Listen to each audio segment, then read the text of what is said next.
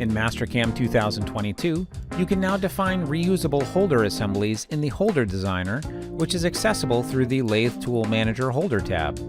Use the Holder Designer to create collections of adapters, extensions, and holders and store them as assemblies.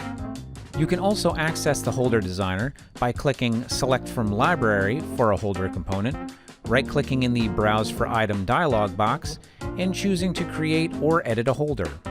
You can save time and avoid errors by creating reusable assemblies of modular components. These assemblies can be stored in a library and used for the creation of full 3D lathe tool assemblies. For more information on enhancements to Mastercam, be sure to visit whatsnew.mastercam.com.